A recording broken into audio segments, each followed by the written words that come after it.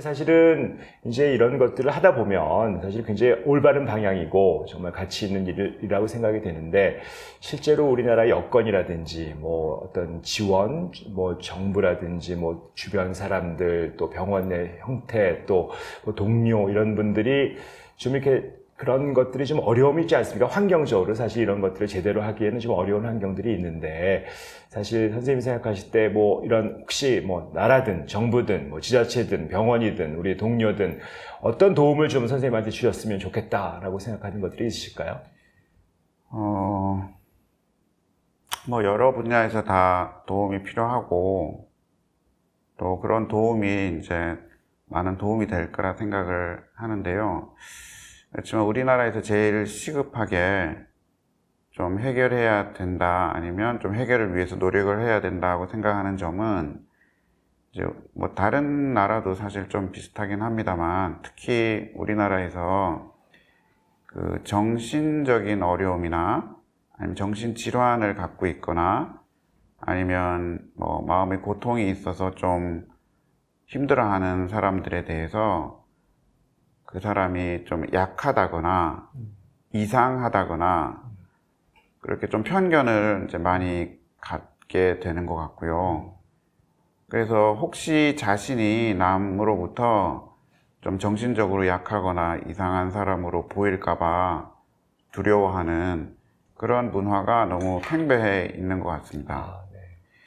그래서 사실 이제 사람이 다 완벽할 수도 없고 완전할 수 없으니까 좀 필요할 때는 도움이 필요하기도 하고, 또 그런 걸 기꺼이 받아들여서 자신의 삶을 좀 잘 살려고 그런 시기들이, 격려를 받는 시기들이 필요한데, 이런 그 소위 낙인 또 편견으로 인해서 그 사람이 다시 회복될 수 있는 찬스가 좀 원천적으로 이제 차단되면 그 사람은 한두 번 어려움을 겪었을 때 다시 이제 자신의 인생으로 회복될 수 있는 길이 이제 차단되고 점점 궁지로 몰리게 되고, 그럼 그분은 이제 점점 더 그 악순환이 반복되게 되는데, 이제 우리나라 문화가 계속 그런 것들을 반복하다 보면 그렇게 힘들어서 자신의 인생을 제대로 살지 못하는 분들의 비율이 많이 늘어날 거고, 그러면 우리나라 전체의 공동체로서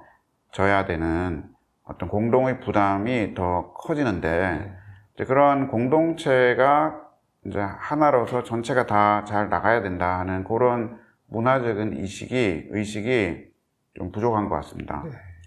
근데 아무리 부자이고 뭐 똑똑하고 능력이 있고 인격이 훌륭하고 영적으로 성숙하고 뭐 그렇다 하더라도 그 사람이 속한 공동체가 다 파멸이 된다면 그 개인도 절대로 생존할 수 없는 것인데, 그런 점들을 너무 잊고 사는 게 아닌가 그런 생각이 들고, 그래서 뭐 정신적인 어려움, 정신적인 질환 이런 것들을 다 떠나서 이 같이 살고 있는 사람들끼리 서로 옆에 조금 힘든 사람들을 같이 보듬고 같이 가야 한다 하는 그런 의식들을 좀 많이 가질 수 있게 문화적으로, 뭐 그런 걸 정부가 할 수 있을지 모르겠습니다. 정부를 움직이는 사람은 정치적인 어떤 속성을 갖고 있으니까 다 같이 화해를 하게끔 하는데 좀 오히려 좀 한계를 갖고 있지 않나 생각이 들고, 이런 것들은 시민 주도로 어떤 문화적인 어떤 성숙한 그런 문화를 통해 가지고 좀 이룰 수 있지 않나 그런 생각이 듭니다. 네, 정말 흔히 얘기하는 그 가치의 가치 이런 것들을 좀 말씀해 주시고, 진짜 마음에 많이 와닿았습니다. 실제로 잘 포용하는 것이 우리 공동체가 다 함께 잘 살고 성숙하는 길이다라는 거 정말 마음에 와닿고요. 실제로 그러면 선생님이 생각하실 때는 한 사람이 정신적으로 건강하다, 소위 그런 것들은 무엇을 의미한다고 생각하십니까? 정신 건강이란 무엇일까요? 정신이 건강하다고 할 때 정신만 딱 떨어져 가지고 정신 건강, 다른 거는 건강하지 않음. 근데 이런 상태는 아마 없다고 생각이 들고, 그 소위 이제 WHO 그 세계보건기구에서 그 바이오 사이코 소셜 그러니까 생물학적인, 또 심리적인, 또 사회적인 그런 건강이 골고루 갖춰졌을 때 그게 이제 전체적으로도 건강이고 정신 건강도 보장되는 게 아닌가 하는 생각이 듭니다. 그리고 이제 그런 건강한 상태 그 자체는 큰 의미는 없을 것 같고요. 그런 건강한 상태를 통해서 이제 매일매일의 삶 속에서 이제 자신의 인생의 가치나 아니면 이제 삶의 방향을 잃지 않고 이제 그 자신의 에너지와 활력을 느끼면서 각자 의미 있는 삶을 살아가는 것, 또 그렇게 살아가는 자신의 모습을 수긍하고 인정하는 것, 그런 것들이 이제 진정한 그냥 삶 자체이고 그 삶을 받아들이는 것이 그 진정한 정신 건강이 아닌가 이런 생각합니다. 네, 정말 그야말로 떨어진 정신 건강은 없다. 가치, 인정 이런 그런 어떤 핵심 단어들이 참 큰 울림을 주는 것 같습니다. 그러면 사람들이 일반적으로 정신 건강을 잘 유지하려면 어떻게 해야 될까요? 저도 이제 제 자신이 건강이 유지가 잘 되지 않을 때가 있는데요. 되게 이제 살다 보면 항상 어려울 일들이 발생할 수밖에 없는 것 같습니다. 이제 그게 그런 것이 사실 나를 위해서 우주를 누군가가 만들어 준 건 아닐 거거든요. 아마 이제 우주가 있고 그 우주에 내가 한 요소로서 툭 떨어진 거죠.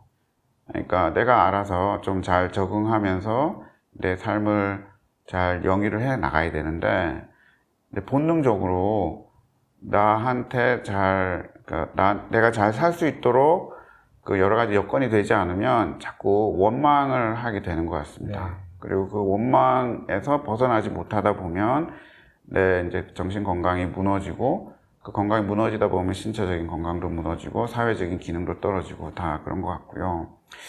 그래서 이제 1차적으로는 그냥 제 생각으로는 좀 힘든 일이 있어도 이런 힘든 일은 내가 여기 태어난 이상 어쩔 수 없이 감내를 해야 되는 그냥 불가피하게 생길 수 있는 일이라는 걸 빨리 받아들이고, 그 대신에 내 삶에서 내가 일단 태어났으니까 내가 생명체로서 어떤 것들이 내 삶에 중요한가 하는 것들에 대한 어떤 그런 걸 발견하려고 하는 그런 노력들이 필요하고, 그런 걸 이제 고상하게 얘기하면 이제 성찰이라 할 텐데요.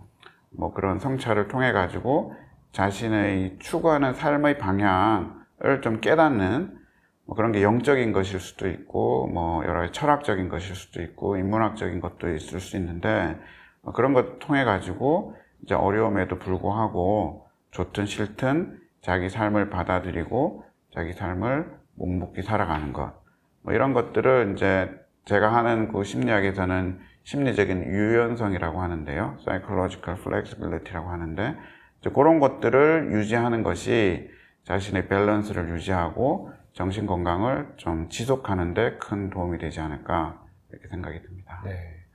원망하지 말고 성찰하라 라고 하는 단어로 정리가 될 수 있을 것 같은데, 참 진짜 맞는 말이고 깊은 말씀일 수 있는데, 정작 지금 너무 정신적으로 고통이 있고 힘들어서 너무 힘들고 아프고 이러신 분들한테는 참 그 말이 이렇게 막 왔을 때 내가 받아들이거나 그렇게 참 어려울 것 같습니다. 진짜 내가 원망해서 병이 났나, 너무 힘들다, 내가 이렇게 고통이 있는데 어떻게 성찰을 할 것인가, 이런 식으로 받아들일 수 있을 것 같거든요.